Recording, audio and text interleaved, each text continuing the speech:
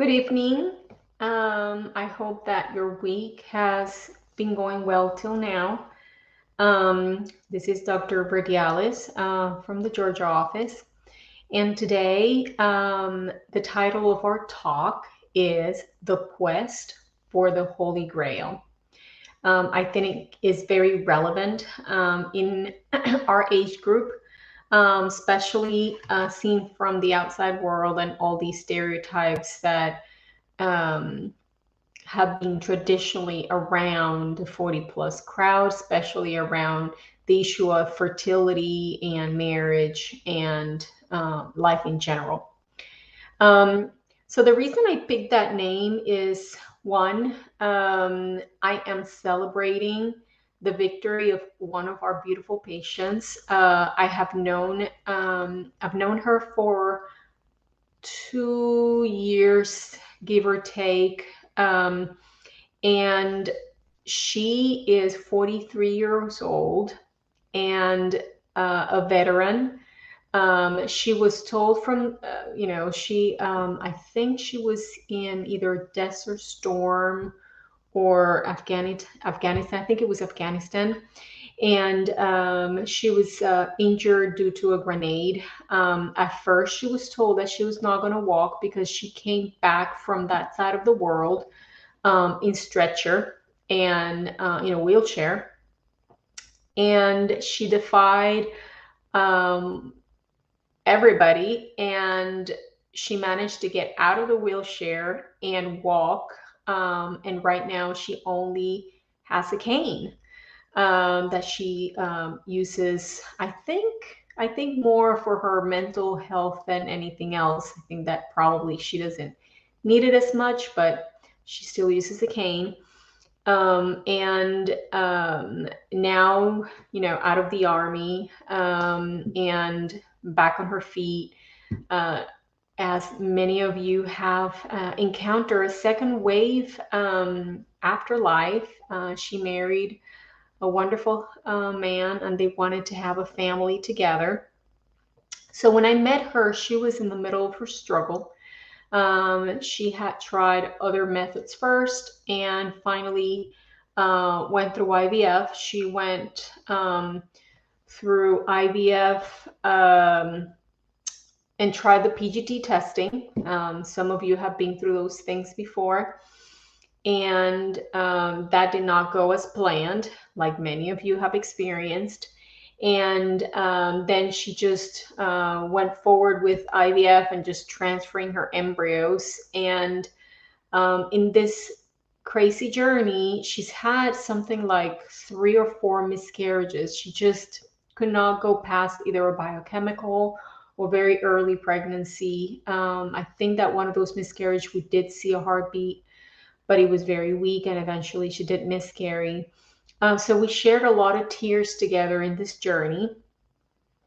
And in that process, I have seen her blossom in so many ways. First, she went back to school, finished a degree, and started her business. And I've seen her blossom in so many ways. And finally, she was able to, it was her last thing before going into donor eggs. She's done some crazy amount of IVFs and some crazy amount of transfers. And she found herself in this very peaceful place. She had 2 day threes frozen from previous cycles, and she went through a fresh that only yielded 1 day 3 embryo.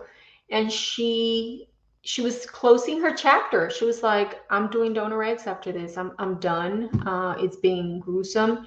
And so she transferred the 3 embryos. She thought the ones that she had that were supposedly not that good. All right, the leftover embryos and her fresh. And she was like, whatever happens, this is it. I'm putting everything and I'm closing this chapter. Well, it looks like she might have twins. So we saw her yesterday. She's definitely pregnant with one that's very healthy and, kicking in there. The second twin, we are crossing our fingers. We could not. It's kind of growing a little slower. It's a little too early to determine whether is going to vanish or not. But I am so proud of her that not only was she able to endure all of the hardships in her personal life and defying the stereotypes over and over and over again. So coming back from Afghanistan, paralyzed from the waist down with PTSD and all the trauma that goes from being a frontline warrior to overcoming that, overcoming her anxiety disorder, going back to school, finishing a degree while doing IVF, creating this amazing company that is absolutely blooming. I've seen all of this, so I want to share it because we have to share the stories, because there's somebody out there that needs to listen to this. And so in her quest for the Holy Grail, she is pregnant with definitely one of her own biological bat quality embryos that is doing fantastic. And potentially she will be a mom of twins with her own eggs at the age of 43. So wherever she is, I send her all the love. I am, praying for her. We're all rooting for her. We're all super excited at the office. We have walked this path with her. Her last miscarriage was really rough on her. I know that. I know it's rough on anyone, especially going through a fertility process. So that Holy Grail is out there. You just need to find your path and not give up. I know that there's a lot of stereotypes that past 40, you're old and decrepit, and that is not true. I would say 40s are the new 30s. And so, just keep pushing through. You're never, look at my shirt, never too old for fairy tales. You're never too old to get your dreams, never too old to reinvent yourself. You never should see yourself as being stuck anywhere, because that is not the truth. Those are the crazy stories we tell ourselves, and sometimes we allow other people to tell us. Don't buy in on any of that. All right. So I open the floor. So if you guys want to either share your stories, or if you have any questions on how to obtain your own Holy Grail, go ahead and jump in. I'm also going to touch again on some pointers. Last Monday, we talked about the importance of sleep. And that it is a common issue in most of the patients that I see in my office past 40 and 45 is sleep disturbances. And I can't emphasize enough the importance of sleep and the quality of your sleep. So especially in the fertility journey, you want to allow your body to rest. So the science shows that you should be sleeping 7 to 9 hours a day to obtain the most benefit. So why is sleep important for fertility? Did you know that your natural excretion, natural production of human growth hormone, omnitrope, it's actually while you sleep? And it happens within the first hour of sleep. That's the biggest peak. But then you have I think it's every 45 minutes, another little peak. So if you're sleeping less than 6 hours a night, you're missing on your own natural rejuvenation. That's where that magic sleep, that beauty sleep, all grandmas used to talk about, it's not fake, it's real. Also, during sleep, you secrete melatonin, which is a natural antioxidant and is extremely important for the function of our ovaries. That's why some of you out there take melatonin for fertility.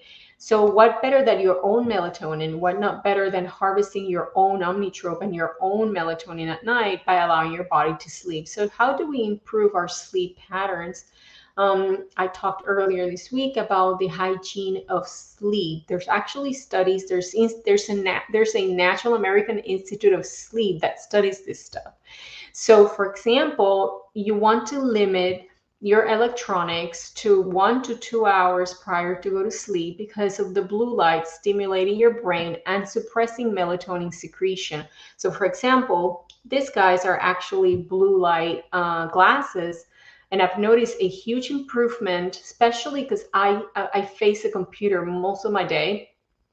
So then I've noticed that by 3, 4 in the afternoon, I was getting a headache. So I started using blue light or my, you know, prescription glasses with blue light, depending on how tired my eyes are. So if you're going to, for whatever reason, be in your electronics a little later, you might want to invest in some of these, and they're pretty inexpensive. I got mine from Amazon, even though there's a lot of Amazon haters out there. Amazon is my friend. So um, and so the other thing is you want to do a routine, a sleeping routine. So if you stop your electronics 1 to 2 hours, maybe it's time to read or listen to music, meditate, prayer, just slow down your brain waves so you can fall asleep and go through the all this brain waves that happen during the sleep cycles. Okay. You want to keep your room very cool and comfortable. They say that it should be about 68 degrees at night, because with all the covers and everything, if you get hot, you're going to break the sleep cycle and then not have restful sleep. You might want to have some like tea, herbal teas that will calm you down. Magnesium at night is fantastic. It'll calm the muscles down, your brain down, and it helps with bowel movements the next day for those of you that had that challenge. Stuff like essential oils like lavender, clary sage is a good balancer for women.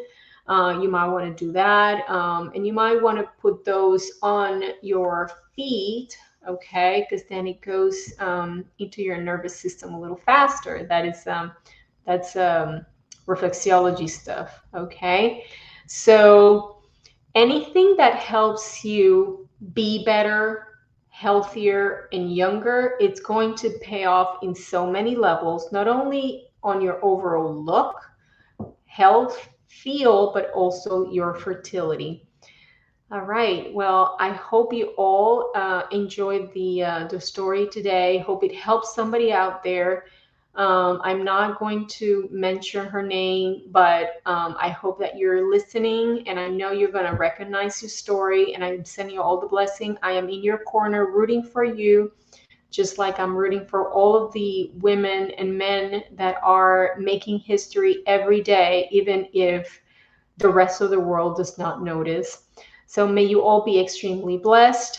If anybody wants to communicate with me, the best way to reach me is the Atlanta office, 770-266 3930, or the Wellness Center, which is the back line, 770-266-0933, or simply send me a quick message through Messenger. And I will respond and make sure that if you want to discuss something about your particular case, we put you on my schedule. So have a good rest of your week. And remember, it's time to close, all your electronics and go to sleep. Have a good night.